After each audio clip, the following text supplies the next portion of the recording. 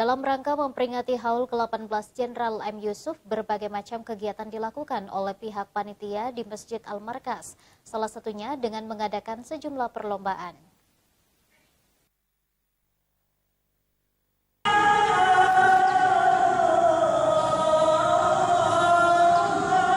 Sebanyak 121 peserta dari Kota Makassar mengikuti perlombaan dengan sejumlah kategori, salah satunya Lomba Azan, dalam rangka memperingati Haul ke-18 Jenderal M. Yusuf.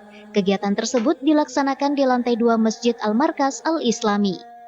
Ketua Umum Yayasan Masjid Al-Markas Al-Islami Makassar, Basri Hasanuddin mengungkapkan, para peserta yang mengikuti lomba azan tersebut kedepannya dapat ditempatkan di setiap masjid-masjid di kota-kota Makassar.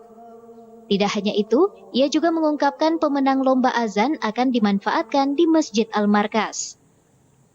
Dirinya juga mengungkapkan penilaian dalam lomba azan tersebut ada beberapa, di antaranya seperti suara nyaring, kumandang azan yang menyejukkan hati dengan lantunan suara azan tersebut.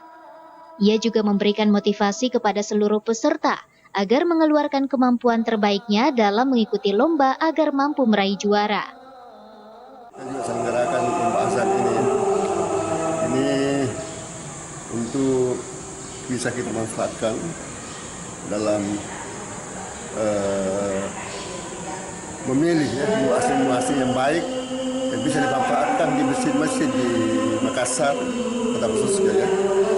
Nah, biasanya asal muazzin-muazzin yang terbaik yang lahir dari lomba-lomba seperti ini kita manfaatkan di Al-Markas ya. Mereka yang bagus, suaranya itu nyaring, kumandangnya masuk hati kita ya, dengan lantunan azan yang dibawakan itu kita tahan di Makassar ini untuk jadi muazzin kita pada beberapa kesempatan salat di masjid ini. Dirinya menambahkan, kegiatan tersebut juga merupakan salah satu bentuk penghormatan atas jasa Jenderal M. Yusuf atas jasanya dalam mendirikan Masjid Al-Markas tersebut.